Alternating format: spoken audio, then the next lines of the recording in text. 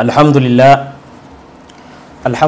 rabbil alamin wa salawatuhu wa salamuhu ala man qala ya rabbi la as'aluka an nafsi wa la aminata allati waladatni wa la halimata allati arda'atni innama nas'aluka an ummati la arda wahidu min ummati fi jahannam qala Allah ya ghali alhammi ma ashfakaka ala hadhihi al-umma ummatuka khalqun dha'ifu wa anta an-nabiyyu sharifu wa ana rabbul latifu fa kayfa yadhi'u adh-dha'ifu bayna sharifi wal latif inna Allaha wa malaikatahu yusalluna 'ala an-nabi ya ayyuhalladhina amanu sallu 'alayhi wa sallimu taslima.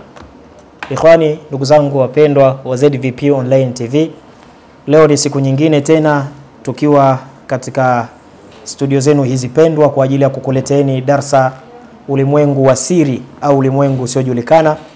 Na darsa letu la awal au la kwanza tulizungumzia asili ya Nabii Allah Suleimani kumilikishwa kutuiwa na majini na mashaitani katika ardhi hii ya Allah tabaraka wa taala. Na leo tukatumeka ahadi kwamba tutakwenda katika kuwatazama wale watawala ambao watawala hao Nabii Allah Suleimani aliwateua, aliwabagua kutoka na majini wengine wenye vipawa maalum, wenye akili nyingi, lakini wenye nguvu tofauti na wenzao kwa ajili ya kuwapa majukumu kama mawaziri kumsaidia baadhi ya mambo. Lakini leo tutaanza na sheitani au jini ambaye akijulikana kwa jina la Ba'alun. Nafikiri hapo katika darasa iliyokwisha kupita kama ulifuatilia vizuri ndipo tulipokwisha ishia. Lakini pia tukawa tumepromo dawa ambayo hii inaitwa Nyota Oil. Ni dawa ya Nyota Oil ya kusafisha mwili. Inafanya kazi zifuatazo. Cha kwanza, inaongeza mvuto katika kiwiliwili chako. Ukionekana basi uonekane kama vile ambavyo mimi sasa hivi shekhi wako naonekana, ninavyoonekana. Yaani basi ukionekana mtu hata apende basi kukutazama. Sio mtu anakutazama tu anakuwa hauna tena time mbele za watu, hapana. Haitakiwi kuwa hivyo, vitu kabila hiyo ya ajabu hapana. Kwa hiyo inaongeza mvuto wa mtu. Mtu akikutazama mara moja tu akaya kusikiliza, maana mvuto ndio unaweza kusababisha mtu hata akusikilize. Kwa hiyo unatakiwa kuwa na mvuto, kitu cha kwanza. Lakini kitu cha pili, dawa hii ni ya kupaka, hii ni ya mafuta, unapaka katika kiwili chako. Lakini jambo la pili, inafungua biashara ambazo unahisi kwamba wewe mfanyaji, yani hii ni kwa ajili yako, wewe ndo mwenye duka, wewe ndo mwenye biashara, unatumia hii kwa ajili ukishakuwa na mvuto wewe, basi hata biashara yako itakuwa na mvuto na itakimbiliwa na watu kwa idhini yake Allah tabaraka wa taala. Lakini pia inafungua ndoa kwa wale ambao ndoa zenu zimekuwa na utata, zimekuwa mashaitani wamezingilia, hasadi zimeingia, majini mahaba umeingia, chuki baina ya mume na mke, yufarriquna baina almar'i wa zawji, tayari kumeshaingiwa tafriq au ule uchawi unaitwa asihiru tafriq baina yenu. Basi hii utakapotumia kupaka inakwenda kubatilisha uchawi uliopo katika kiwiliwili chako, kwa sababu kuna uchawi ambao ni dakhiria wa kharijia. Kuna uchawi ambao uko ndani na kuna uchawi ambao uko nje. Hii inakwenda kufanya kazi kwa uchawi uliopo nje ya kiwiliwili chako, kwa idhini yake Allah tabaraka wa taala unaondoka. Lakini pia vile kwa wale wenye kufanya biashara, kazi zao kwa nguvu kubwa, lakini mambo hayawi, shughuli zao haziendi, hii inafungua mali, yani kuwa na kipato kikubwa. Hata ukipata 10,000 basi haiishi isipokuwa umefanya jambo la maana. Lakini kuna mtu anapata milioni 10 sasa hivi, baada ya siku 3-4 nenda kamuulize hana chochote, na mipango mingi inakuja anapokuwa hana. Lakini anapopata pesa inamtawala, anajikuta anaitawanya, anaitumia katika njia zisizofaa. Hapa wewe unaonitazama ndugu yangu mtazamaji, kila mmoja anajijua, bali linsanu ala nafsihi basira. Kuna wengine wanasema shekhe, kana kwamba unaniona mimi nikipata fedha moja kwa moja inapopotelea haionekani. Kwa hiyo inafungua mali pia vile kwa idhini yake Allah tabaraka wa taala, kwa sababu Mwenyezi Mungu anasema waja'alna likulli shay'in sababa. Allah amejalia kila kitu kiwe na sababu. Lakini inafungua kazi, wale wenye kazi mnahangaika kupata kazi, mnakwenda watu 10, 9 wote wanapata kasoro wewe mmoja peke yako, na sio sehemu moja, sehemu nyingi. Imekuwa hali hiyo inakukuta, kwa idhini yake Allah tabaraka wa taala, Mwenyezi Mungu akijalia, pata dawa hii ambayo ni dawa ya nyota ya kukungarisha, kwa idhini yake Allah tabaraka wa taala utakuwa sawa. Lakini inabatilisha uchawi wa namna yoyote katika zile aina 410 tutazielezea katika darasa letu, na hawa mashaitani wanatumika vipi. Lakini mwisho nikamalizia, inaondoa nuksi au hasadi katika kiwiliwili cha mwanadamu. Hii ni dawa ambayo nimeelezea katika darasa yetu ya mwanzo. Lakini darasa ya pili hii nitaelezewa dawa hii ambayo pia inaitwa Nyota powder, yani hii ni dawa ya unga ambayo yenyewe inashughulika katika masuala ya kuchoma, kufukiza, kupiga deki, na zote zinaendana. Lakini hii unafanya pale unapofanyia shughuli zako katika biashara yako, nyumba yako, sehemu yako ya kazi na tofauti tofauti. Hapo mbele njoo pamoja na mimi kusikia darasa hili, nitaelezea kwa kirefu chake kwa idhini yake Allah tabaraka wa taala. Darasa hili tunalokwenda nalo kwa idhini yake Allah tabaraka wa taala nisikie kwa masikio ya moyo. Lakini pia vile vile ukiweza kusambaza klipu hii kwa wengine ili wapate kufaidika, Mwenyezi Mungu atakulipa kheri kubwa duniani na kesho kiyama, kama watafuatilia haya na watajinusuru na watachukua ile kauli ya Allah inayosema inna shaytana lakum aduwwun fattakhidhuhu aduwa, hakika shaytani kwenu nyinyi ni adui, basi mfanyeni kweli kuwa ni adui. Wa min hadhihi aljinni ahada ismuhu ba'lun. Tuliishia katika darasa letu lilokusha kupita kwamba wa min hadhihi aljinni, na katika hayo makundi ya majini, ahadan kuna mmoja, ismuhu Ba'lun, mmoja wao alijulikana kwa jina la Ba'lun. Huyu ndiyo aliyechaguliwa wa kwanza, mwenye kipawa maalum, nguvu maalum na uwezo maalum. Pawa gani, nguvu gani? Twende pamoja katika darasa yetu hii ya pili siku ya leo kupitia chaneli yako pendwa ya ZVP Online TV. Zinapita hapo namba za simu. Ukihitaji product yote ambayo tumeitaja hapa katika hizi dawa inshallah, basi utapiga simu, utaelekezwa unaipata wapi popote uliko duniani. Lakini ziko dua nyingi ambazo kwa watu pia mlioko mbali, ambazo pia tutakuwa tunazifanya inshallah kwa idhini yenu. Darasa linalokuja la 3 nitakuelezeni kwamba ni dua gani tutazifanya ili kwa watu mlioko mbali Mwenyezi Mungu akufanyeni wepesi na taufiki katika haya ambayo yatakayokuwa yanakusibuni katika dalili tutakazokuwa tunazitaja hapa mbele. Ikhwani, ndugu zangu wapendwa, Ba'lun ndio darasa letu la leo.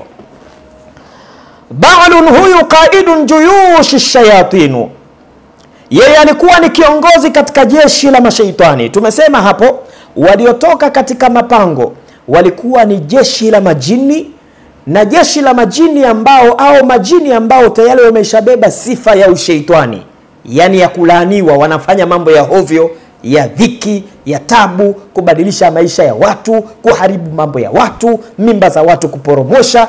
Wote hawa walikusanyika mbele ya Nabii Allah Suleimani na kutii amri ya Nabii Allah Suleimani. Sasa huyu Ba'lun yeye alipewa kuliongoza jeshi la mashaitani li Sayyiduna Suleiman, jeshi ambalo lilikuwa chini ya Nabii Allah Suleimani. Yeye alipewa amri hiyo ya kuongoza jeshi hilo kwa amri ya Nabii Allah Suleimani. Lakini huyu Ba'lun jina jingine walikuwa wakimuita, wanasema wayusamma aidan, na walikuwa wakimuita vile vile shaytanul maliki, yani shaytani mfalme, kwa sababu ni ufalme pia alikuwa nao, ni miongoni mwa vyeo vyake. Sikiliza vizuri ndugu yangu Muislamu, na utanielewa kwamba ulimwengu wa siri ni ulimwengu uliofichikana kiasi gani, na haya mambo tunayoeleza ni mambo yenye ushahidi uliokuwa mkubwa mno. Sasa huyu Ba'lun alikuwa vipi? Wa huwa kana malikun, na yeye alikuwa ni mfalme lisijini li Sayyidina Suleiman alayhi salam. Yeye alikuwa ni mfalme katika gereza la Nabii Allah Suleiman alayhi salam. Ina maana Ba'lun huyu au Maliki kwa jina jingine, yeye alikuwa ni mfalme wa kutawalia magereza ya Nabii Allah Suleiman alayhi salam. Yasjunu fihi, aliwafunga ndani yake hayo magereza kulla shaytanu ya'si amrahu, kila shaytani aliasi amri ya Nabii Allah Suleiman alayhi salam. Kwa hiyo alikuwa ni mfalme na mmiliki wa magereza ya Nabii Allah Suleiman alayhi salam. Wa kana yaqulu, na shaytani mwenyewe alikuwa akisema kwa kujisifu. Sikiliza sifa zake, sikiliza uwezo wake, sikiliza nguvu zake. Na wewe ukikaa hapo ukisikia shaytani unachukua ni kiumbe cha ajabu tu. Ikifikia mahala Mola wako mlezi anakuambia inna shaytana aduwwun, bana we shaytani ni adui, fattakhidhuhu aduwa, mfanyeni kweli kuwa ni adui. Na maneno haya anayasema Mungu, sio mimi na wewe. Ni sawa sawa mtu fulani mwenye kuheshimiwa kwenu akwambie bana fulani ni adui, mfanye kweli ni adui, sifanye masahara, basi mfanye ni kweli ni adui. Sasa msikilize huyu bwana anavyojitapa nguvu na uwezo aliopewa na Allah tabaraka wa taala. Yaqulu, alikuwa akisema huyo Ba'lun au Malikin, annahu yastati'u, kwamba yeye anaweza, an yaj'alaka, akakujalia wewe unanitazama, au kiumbe yoyote anaweza akamjalia, anaweza akamwezesha takhtafi an a'yuni nasi. Sheitani huyu anaweza kukupoteza katika macho ya watu. Angalia ni kiumbe cha namna gani huyo. Ni sheitani ambaye anaweza kukupoteza katika macho ya watu usionekane. Na huyu sheitani ndo hasa anatumika na kanuni zote unazozijua za kumwandaa mwanadamu afike katika ulimwengu wa kuwa mchawi au mshirikina, ili aweze kufanya mambo yake ya kichawi asionekane na watu. Sheitani huyu akijulikanaye kwa jina la Ba'alun au Malikin huwa anatumika na kuwa ndio khadimu wa kumwandaa huyu mwanadamu pale anapotaka kuja katika nyumba yako kukufanyia urozi usiku wa manane umelala. Hata ukishtuka, kuna muda, kuna siku unaweza kashtuka usingizini ukajikuta kuna hali nzito, unajisikia nafsi yako sio ya kawaida, ina hofu ya ajabu, mwili unajizoa na unasikia uko sehemu tofauti kabisa kana kwamba hauko katika chumba chako. Hiyo hali huwa inatokea. Muda mwingine unasikia vishindo vizito katika nyumba yako. Muda mwingine unajisikia kama kuna michanga inaporomoshwa katika nyumba yako. Muda mwingine unahisi kana kwamba chumbani kwako una watu zaidi ya mmoja, na lile joto la kawaida la kibinadamu lilizoea linakuwa sio joto lile. Hofu inatanda katika kiwiliwili chako, hauna cha kufanya. Basi ujue sheitani anaosababisha wewe uhisi hofu, uhisi kwamba kuna kiumbe kingine, lakini kile kiumbe haukioni, ni sheitani ajulikanaye kwa jina la Ba'alun. Ikhwan, ndugu zangu Waislamu, kwa nyinyi mnaokutana na hali hizo, mashaitani hao wanakusibuni kuharibu mambo yenu, inshallah dawa hii ambayo ni nyota hii ya unga, nyota powder hii hapa, unachukua unachoma katika nyumba yako. Choma mara 3 kwa siku, asubuhi, mchana na jioni, kadiri ambavyo Allah atakavyokuwezesha. Choma sehemu yako ya biashara. Siku umefika katika sehemu ya biashara yako, hauelewi, mambo mazito, inkisi imeingia, kumetawala, choma dawa yako hii. Kwa idhini yake Allah tabaraka wa taala, Mwenyezi Mungu ataleta kheri. Au katika sehemu zozote ambazo kwazo unaona kwamba zinafaa dawa hii kakufikia, basi choma. Lakini we mwenyewe basi tumia hii hapa ya mafuta kwa ajili ya kupaka, na kwa idhini yake Allah tabaraka wa taala utajisikia hali shwari kabisa, na mashaitani watakuwa wenye kukimbia kwa idhini yake Allah tabaraka wa taala. Ikhwani, hapa nitagota kidogo, nisikilizeni vizuri juu ya muonekano huu tunaupata kutoka kwa sheitani ajulikanaye kwa jina la Ba'alun. Siku moja tulifanya safari, tukaenda sehemu moja panaitwa Mahembe. Ni hapa Tanzania, kuna sehemu moja panaitwa Kigoma. Kigoma kuna kijiji kimoja kinaitwa Mahembe. Kutoka Mahembe kwenda sehemu moja panaitwa Chakabwimba, sio parefu sana, ni kama kilomita 10 hivi. Kwa miguu unakwenda, kwa baiskeli unakwenda, au chombo chochote cha moto. Ikhwan, ndugu zangu Waislamu, tulifanya muhadhara mkubwa sana pale panapoitwa Mahembe. Kwa idhini yake Allah tabaraka wa taala, mtikio ulikuwa mkubwa, na walikuja watu tofauti tofauti, wenye kheri na wasio na kheri, wenye kuadhuru wanadamu na wale wanaoishi katika taa ya Allah tabaraka wa taala. Lakini moja kati ya masiku tulipata mwaliko, na nataka kukuthibitishia juu ya ushaitani anajulikana kwa jina la Ba'alun, vitendo vyake na dhiki zake. Tumefanya mkutano mkubwa ambao ulihudhuriwa na watu wengi wa maeneo yale. Baada ya kufanya mkutano huo, siku ya kwanza, siku ya pili, ya tatu, tukapokea mwaliko kwa bwana mmoja ambaye alikuja akatualika chakula. Isikilize vizuri, akatualika chakula cha jioni wewe bwana mkubwa. Baada ya kutualika chakula cha jioni, siku iliyofuata ambapo ndo anakuja kutuchukua bwana mkubwa yule, kuna mambo ambayo mimi binafsi sikuyaelewa. Kwa sababu alipofika pale, anambia Sheikh Khalifa, anataka sasa twende kwenye chakula cha kwanza. Akikusogea karibu, mwili unajizoa, mwili unasisimka kuanzia nywele mpaka unyayo, unajisikia mbona nimekutana na kiumbe tofauti, kiumbe cha Allah hiki, mbona hakipo kawaida. Unasikia kabisa, unahisi na jasho jembamba linatelemka, yani unahisi kabisa hujakumbana na kiumbe cha kawaida. Ba'alun anafanya kazi yake hapo.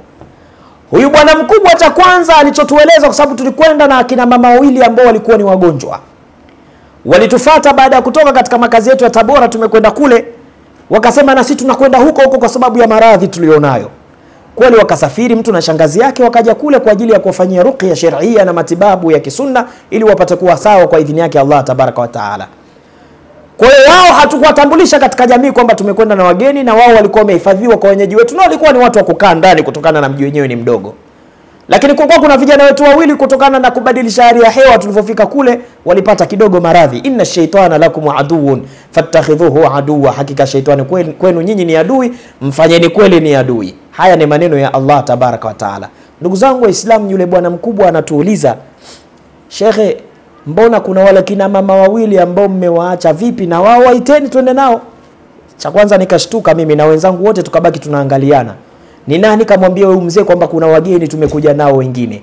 Nikaanza kuhisi kwamba hapa siko sehemu ya mtu aliyesalama, aliyesawasawa. Nipo na vidume miongoni mwa vidume vya Allah tabaraka wa taala. Ikhwan, ndugu zangu Waislamu, tukawatoa wale. Baada ya kwenda, bahati nzuri wakatoa udhuru wao wakarudi na akaridhia hilo. Na tunashukuru hata walitoa udhuru kwa sababu huko tulikokwenda sijui tungeenda nao ingekuwaje. Lakini akasema kuna watu wawili pia wanaumwa. Yani anazidi kujidhihirisha umwamba wake na ukubwa wake katika mji ambao tulikuwa tumekwenda. Tukasema nani katangaza au nani kasema kwamba kuna watu wanaumwa? Sema Shekhe, usijali, mimi najua, watoe twende nao, watapona, sijali. Wewe unamwamini Mungu? Ambia naam, tunamwamini Allah, basi tuwatoe. Tukawatoa vijana wanajikongoja, tukaondoka. Mnafika mahala hamwezi kwenda na magari, mnapaki, mnaingia upande wa kushoto kutoka pale Mahembe kuelekea Chakabwimba, mnaingia kushoto. Ikhwan, ndugu zangu Waislamu, tukatembea, lakini kila mmoja hakuna aliyekuwa anazungumza. Na mnavyojua mji ule wa Kigoma, tunatembea tukafika mahala, mimi nikasimama nikamwambia Shekhe, samahani, nataka nikujue wewe nani, kwa sababu haijawahi kutokea katika maisha yangu kutembea na kiumbe nikawa najihisi hivi ninavyojihisi. Hebu niambie wewe nani? Yule bana akaniona nitazama, alafu anatazama na wale wenzangu nilokuwa nao. Sasa ni sehemu ambayo kiza na ni usiku, inakwenda takriban saa 3 sasa usiku, maana ilikuwa ni chakula cha usiku. Ananiambia Shekhe, twende tutazungumza. Asema hapana, kwa uzito na hali ninayosikia mimi na nahisi hata ndugu zangu wanasikia hivyo, siwezi kwenda mbele wala kupiga hatua, nataka tukae pembeni tuzungumze. Yule bana alivyosikia kukaa pembeni akasogea, kaenda tukakaa pembeni. Ananiambia Shekhe, samahani Sheikh Khalifa, kijana wangu, cha kwanza nimekupenda na ningekuwa nataka kukudhuru, ningekudhuru wewe pamoja na watu wako mliokuwa nao.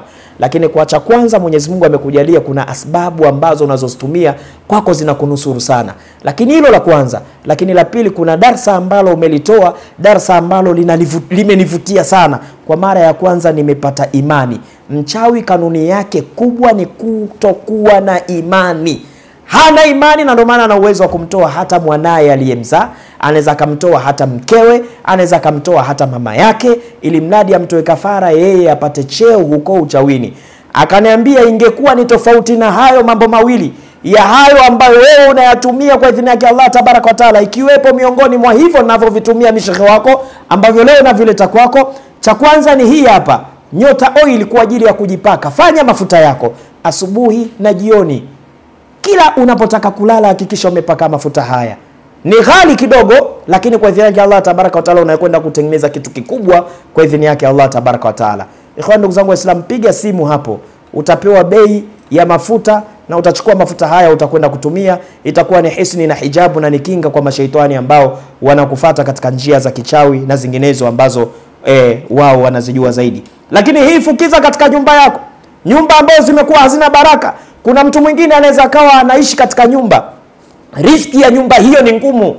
Mwanzo alikuwa kapanga sehemu nyingine, au kabla hajaingia kwenye nyumba yake alikuwa kapanga nyumba ya ile aliyokuwa ametoka, riziki yake ni pana, inaingia riziki. Lakini tokea ameingia katika nyumba yake au katoka nyumba moja kwenda nyumba nyingine, riziki ya nyumba ile imekuwa ngumu, riziki inakuwa ni tabu, kupata tabu ni mtihani. Na haya mambo yapo. Hujawahi kuona wewe ulikuwa tajiri baada ya kuoa tu unafirisika? Na hujawahi kuona wewe mwanamama ulikuwa na biashara zako unafanya baada ya kuolewa ukafirisika? Na haujawahi kuona wewe ni saa nyingine ni fundi selemala tu, baada ya kuoa ukatoka kwenye fundi selemala ukaja ukaona kazi nzuri? Haujawahi kuona wewe unaoa tu mtoto wa kike na biashara zako zinafunguka? Basi kuna mambo inafikia mahala wewe yanaharibika kutokana na miji tunaoishi, lakini pia kutokana na mashaitani wanaojulikana kwa jina la ghul katika majumba yetu. Ndugu zangu Waislamu, Mwenyezi Mungu atujalie min alladhina yasmauna alqawla fayattabi'una ahsana. Khawani, ndugu zangu Waislamu, yule bana akaniambia kwa mara ya kwanza, ananitamkia, anasema bana, mimi unavoniona, jina lake nitamstiri japokuwa pia alishatangulia mbele ya haki na kisa chake hiki aliniambia naweza nikakitangaza popote. Ananiambia mimi ni mchawi, na sio mchawi mtoto au mdogo, ni mchawi mwenye na vifa zake, nyazifa zake huko uchawini. Na ananiambia, Shekhe, nisikilize vizuri, kuna kuchawi, mnatofautisha kuwanga na kuchawi. Uchawi, kuwanga yoyote anaweza kawanga, lakini mimi ni mchawi mwenye cheo chake. Kwa nakuomba baada ya kukutambulisha kwa ihsani yako, twende. Sijakuitani kwa ajili ya ubaya. Nafikiri hata wewe mtazamaji ungefanya hivyo hivyo, uweze ukaenda sehemu usioielewa. Khudhu khidhrakum, wanasema chukueni tahadhari katika kila jambo. Huenda labda nyinyi ndio mnachukuliwa wote kwenda kutolewa manini wanasema hawa ambao wanakwenda kutumikishwa huko. Ikhwani ndugu zangu Waislamu, baada ya kusema vile, lakini unatembea na mioyo miwili. Kwa unatembea na mchawi. Maana mtu kukutamkia mimi mchawi ni jambo kubwa. Tumefika kule anatuambia sasa mashehe chakula. Sikupapamikia tu kula, na usifike sehemu uelewi tu unakimbilia kuanza kunawa unawapana.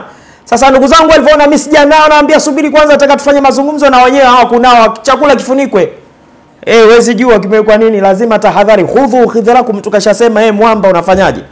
Nikaambia Alhabibi, nataka kuzungumza na wewe, mwaliko huu ni wa namna gani? Hapa tunakwenda kuangalia huyu Baalun anafanya nini katika kumficha mwanadamu asiweze kuonekana. Vitu wanavyovitumia ili kumpata huyu Baalun hatuwezi kuvitaja hapa. Na Mungu akipenda, kama mtahitajia katika komenti zenu tutakuja kuzitaja, lakini uwezo kuvipata, utavipatia wapi? Lakini vingine tutavistiri ya mto visikia inshallah, kwa sababu ya kuchunga kanuni za kidawa. Ikhwan ndugu zangu Waislamu, tukanyanyuka tukatoka katika nyumba ile ambayo tulikuwa tumefikia, tukatoka pembeni kabisa. Kulikuwa kuna kijumba kile cha duara, alafu juu kuna vinyasi vile, tukaingia ndani. Unaingia kwa kuinama, ndani kuna madawa ya kila aina. Tunafika mule ndani, yule bwana mkubwa ananipa historia yake. Anasema kwa mara ya kwanza nimesikia darasa lako jana, nilikuwa nakuja kwa kukuangalieni na kukupimeni nguvu zenu zikoje, lakini kuna darasa ambalo lilitoa la mzee mmoja alikuwa anataka kufa, akawa anawauliza watoto wake, amewakusanya watoto wake, anawauliza watoto wake maneno yafuatayo. Anasema haya maneno ndio yalimpa imani yule bwana. Kwa mara kwanza imani ikaingia kwenye moyo wake, na ndio ikawa sababu ya kuniita na kuniambia haya yote, na kuna msaada anataka tumsaidie. Darasa hilo nilitoa, nikafika mahala nikasema mzee mmoja alikuwa anataka kufa. Akawaita watoto wake akawaambia, ya abunai ala ta'lamuna ana uhibbukum, ya abunai ala ta'lamuna ana allamtukum, ya abunai la ta'lamuna ana rabbaytukum, man alladhi bana albuyut wa man alladhi ishtara sayyarat, hal fikum an yamudda ilayya walau bisam hatta yazid Allah li fi umri. Anasema shekhe, ulivyosema maneno yale kwa mara ya kwanza, mapigo ya moyo yalinienda mbio, joto na baridi kwa wakati mmoja, hofu ikanijaa, imani kwa mara ya kwanza ikaniingia. Ndio maana leo nakwambia maneno haya, na sidhani kama nitakuwa na muda mrefu, naweza nikaondoka kwa isiri ninayokupa. Tafsiri yale maneno yalikuwa anasemaje mpaka yule mtu akapata imani kutoka katika kuwa mwamba katika uchawi na kutaka kutubia. Maneno haya alikuwa anasema hivi: mzee mmoja aliwakusanya watoto wake ambao walikuwa ni madoktori, maprofesa, wengine ni madaktari wakubwa, fedha inaingia, lakini aliwasomesha ni huyu mzee, aliwakuza hapo na kuhangaika usiku na mchana ni huyu mzee. Wakati anataka kufa yule mzee, wa dhanna annahu alfiraq, akajua kwamba anataka kufa, aliwaita watoto wake akawaambia, ya abunai la ta'lamuna ana allamtukum, enyi wanangu hamjui kwamba mimi baba yenu ndio nimekusomesheni. Ya abunai la ta'lamuna ana uhibbukum, enyi wanangu hamjui kwamba mimi baba yenu nakupendeni. Ya abunai la ta'lamuna ana allamtukum, enyi rabbaitukum, enyi wanangu nyinyi hamjui kwamba mimi baba yenu ndiye nilekuleeni.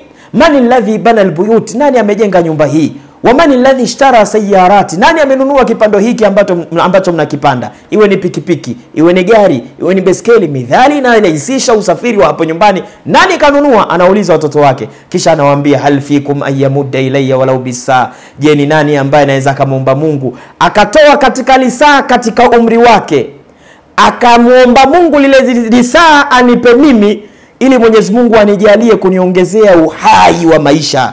Watoto hawakujibu kitu, yule mzee akawa amefariki. Maneno haya ndio alimpa imani. Ananiambia ndio maana nakwambia, akaniambia sasa nisikilize kijana wangu, baada ya kusema hayo, mimi ni mkubwa katika masuala ya kichawi, ni mkubwa sana, nataka unisaidie mwanangu, hali yake ni mbaya, akanishika mkono, akaninyanyua, tukaondoka mpaka pale mlangoni. Tumefika mlangoni, wenzangu wako ndani, ananiambia, anamulika na kitochi kwenye kizingiti cha mlango, ananionyesha na tochi, tazama hapa, naona alama za kucha zimekwangua mbao ya kizingiti cha mlango, lakini pia vile vile alama ya damu. Ananiambia, shekhe, nisikilize tena kwa kauli ya upole kabisa na ya unyonge. Ananiambia, familia yangu nzima hawajui kama mimi ni mchawi, ni wewe peke yako ndo unajua kwamba mimi ni mchawi, na hii ndo siri ninayokupa.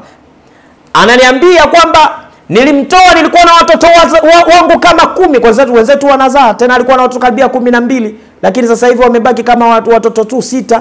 Anasema ni waliokufa kwa kutaka kwangu mimi, sio kwa hiari ya Mungu. Na Mtume anasema umma wake watu wengi wanakufa kwa haini, kwa kijicho. Hasadi, kijicho kinawaua watu. Anasema kwamba watoto wangu 3 nimewatoa mimi. Watoto wangu 3. Anasema hizi kucha ni za mtoto wangu wa kwanza, hizi za pili, hizi za 3, na ni kucha za namna tofauti tofauti. Anasema mwanangu aliumwa mpaka akabaki fuvu. Fuvu kabisa. Baada ya kubaki fuvu kwa kuumwa, nikisema fuvu ina maana macho yametoka, nyama hakuna, kitandani unaweza kusema kama kimelala kiframe, kumbe ni mwanadamu. Mapigo ya moyo tu anapiga. Ilipofikia siku ya kumtoa, basi akawa ameonekana amekufa, lakini hajafa. Usiku wa manane, anasema watu wamekaa ndani, mtoto wangu alitolewa, ananionyesha sehemu na kuna kiza, na pale tulipo ni kiza, yani ni basi tu au kuwepo, lakini Mola wako alikuwepo. Ananiambia, unaona huku ndipo alipotokea. Anapiga kelele, ananiambia, mama nifungulie mlango. Fulani anataja ndugu zake wote, lakini anasema hakunitaja mimi tu, baba yake, na hawakujua mpaka leo kwa nini hakunitaja. Lakini huko anapigwa bakora, anapigwa tayari kashafanywa msukule hapo, anapigwa bakora mpaka mlangoni. Anafika mlangoni, anasema, jamani naombeni mnisaidie, mama naomba unisaidie, napigwa, naumizwa. Hakuna, watu wote wameinuka, hakuna aliyelala, wamekaa kimya, hofu ndio imewajaa. Kisha baada hapo akaanza kupigwa, anapelekwa makaburini. Mtoto wake wa kwanza ilikuwa hivyo, mtoto wake wa pili ilikuwa hivyo, mtoto wake wa 3 ilikuwa hivyo. Sasa kuna mtoto wa 4 ambaye anatakiwa ndani, yupo amelala. Naomba shekhe twende tukamsaidie, nataka msaada wako. Tukaingia mole ndani, tunafika na mkuta yule mwanamama, mama yake mzazi au bondo, mke wa yule bwana. Anasema, baba naomba ujitahidi, mume wangu kajitahidi kumshughulikia, kumbe hajui. Mimi nalitazama lile lizee lile, nasema ili baba anajana haramu kweli kweli, namlaza mtoto wake hapa na mama hajui. Mama anashukuru baba yake anajitahidi, mashaallah, kumbe angejua kwamba baba mtu ndo khabithul amal, wala asingesema maneno hayo. Basi baada ya kukaa pale nikamwambia, mama inuka. Mama baada ya kumtoa nje ile jamaa linaniambiaje, ananiambia, wewe khalifa kweli, wewe makarama kweli, kwa sababu nilikuwa nalifikiria ndilo umelifanya, kumtoa mwanamke nje. Sitaki ajue mambo yangu, naomba unisaidie. Nikamwambia, kabla kukusaidia toa shahada kwanza, sema ashhadu an la ilaha, kwanza akili utorudia, na asema shahada mpaka nakwambia, na mpaka nataka huyu anyanyuke, najua atanikuta makubwa, sidhani kama nitaendelea kuwa hai. Nikamwambia basi sawa. Akatoa shahada. Baada ya kutoa shahada, kuna dawa ambazo zilitumika, miongoni mwa dawa ni hizi ambazo tunazielekeza hapa. Hii hapa pia tunaweza ukainusa katika pua yako, utasikia chafya nyingi, na ukisikia chafya, mtu akitoa chafya, basi wewe unaitoa chafya, sema alhamdulillah, na huyu ambaye amesikia pia amwombea dua kama alivyotuelekeza Mtume Muhammad SAW, kwa sababu chafya ni uhai. Alipiga chafya za ajabu binti yule. Baada ya hapo tukachukua mafuta, tukamuita mama yake akampakaa. Baada ya kumpakaa, dude lilimnyanyua, yani ile shaitani ile khadimu sihiri, likapanda likamnyanyua likamrusha kutoka katika kitanda mpaka chini, povu likaanza kumtoka. Watu wanajua sasa ndo wanaondoka. Nikamwambia, msijali, chukueni msafisheni ile povu afu mwacheni. Baada ya muda kadhaa tukachukua mafuta, akaendelea kumpaka. Haya hapa niliyashika mkononi mwangu, wakaendelea kumpaka, wanampaka. Mwisho siku akazinduka. Cha kwanza anaomba chakula, alikula kana kwamba hatokula tena mpaka anakufa. Baada ya hapo, ana kijiji wanaitwa fulani kapona, alikuwa anaumwa maradhi kama yale ya mwanzo. Wale watoto wengine kama unavyojua wana kijiji au lugha nyingine wanasema wananzengo, wakaja juu wananyanyua, khalifa, mimi wananyanyua, niko juu na mtazama lile, je khabithil amali lezeni na nifanyie hivi shekhe nistiri shekhe, kutokana na mambo. Sasa baada ya hapo tulikaa naye chini, akaniambia, sasa shekhe, nataka kujua uchawi ni nini. Anasema, kwanza uchawi ni raha ya ajabu shekhe. Kuingia uchawini, usifikiri mtu anaingia uchawini afa anashindwa kutoka. Kwanza kule hakuna heshima, hakuna baba, hakuna mama. Ukifika kule, kama we ni mtoto na mama yako mchawi, mnaweza mkakutana huko na mkawa mke na mume huko. Yani hakuna mipaka, hakuna nini, ni vitu vya ajabu mno. Ule mtu alinieleza, akanieleza mambo. Nikamwambia, kwa nini inakuwa mnaweza kuingia sehemu yoyote bila kuonekana? Kasema, tuna mikataba maalum baina yetu sisi na wachawi wa kijini, Yani sisi na wachawi wa kijini tuna mikataba maalumu, na kuna jini ambaye tunamtumia kuweza kutupitisha katika kuta ambazo we mwanadamu wa kawaida hauwezi ukapita, lakini kuna njia maalumu ambazo tunazitumia, na akanielekeza mambo mengi ambayo huwa wanayafanya. Lakini pia vile vile kuingia ndani ya nyumba na wewe usionekane, au wao wewe usiwaone wao, lakini wao wakuone. Anasema ni shaitani fia an ayunin nasi, na ukija ukiwa unataka usionekane katika macho ya kawaida ya watu, min haithu la yashufuka ahadun, kwamba katika njia ambazo hakuna mtu yote atakayekuona. Fa innahu yahdhuru ala shakli maliki, alikuwa anakuja katika jimbile la kifalme. Wa kana yahdhuru amama sayyidina Suleiman alayhi salam bi surati thalathati, alikuwa akija kwa Nabii Allah Suleimani kwa sura zote hizo tatu. Alladhi yani ambayo almalku ufalme, dhifda chura, waqitwa na katika njia ya paka. Ikhwani, ndugu zangu Waislamu, hili ndio darasa letu la pili ambalo tunamalizia kwalo. Lakini inshallah shaitani wa pili, nguvu zake, namna yake, aliyetauliwa Nabii Allah Suleimani katika ulimwengu wa siri, ikiwa ndio darasa yetu, ni shaitani anayeitwa Fashadun. Fashadun ndo shaitani wa pili. Darasa litakalokuja tutamueleza. Hapa nimeshika dawa za namna mbili. Dawa ya kwanza hii ni nyota oil, ni dawa ya mafuta ambayo unatumia mwanadamu kwa ajili ya kujipaka, kujiweka mbali na mashaitani, kujiweka mbali na uchawi na kurejesha nyota yako. Kazi ya kwanza inafanya, inaongeza mvuto, kuwa na mvuto sana kwa watu na jamii iliyokuzunguka. Lakini jambo la pili inafanya, inafungua biashara zako zilizokwama na mambo ambayo hayaendi. Inafungua ndoa yako yenye dhiki ndani yake. Sihiri imeingia, yufarikuna baina almar'i wa zawji, hakuna rehema, hakuna mapenzi, mmechokana, basi hii inarejesha mapenzi na mahaba. Lakini pia vile vile inafungua mali isiyoshikika, mali isiyokamatika. Watu mnashika mali, mnashika fedha, lakini hamjui mmefanya nini, isipokuwa inakwisha bila msingi. Lakini inasema kwamba inafungua kazi. Dawa hii kwa wale wenye kutaka kazi, wanaenda watu 10, 20, wanapata wote, unakosa wewe peke yako. Lakini pia vile vile inabatilisha uchawi. Lakini jambo la mwisho, inaondoa nuksi. Hii ni kwa ajili ya kupaka katika mwili wako, lakini inaendana na hii hapa yenye asili yake ni kuchoma, lakini maelekezo yote ufanyaji kazi ni kama inavyofanya hii hapa. Hii ni kuchoma sehemu ya biashara, sehemu ya kazi, na sehemu tofauti ambazo kwazo unazishughulikia, unatumia katika shughuli zako za kuleta maendeleo. Inshallah tukutane katika sehemu ya 3, kumtazama shaitani ajulikanaye kwa jina la Fashurun. Wa aqul lakum assalamu alaikum wa rahmatullahi wa barakatuh. Namba za simu zinapita hapo, inshallah utapiga kwa ajili ya kupata maelekezo, utapata vipi hizi dawa inshallah. Shukran.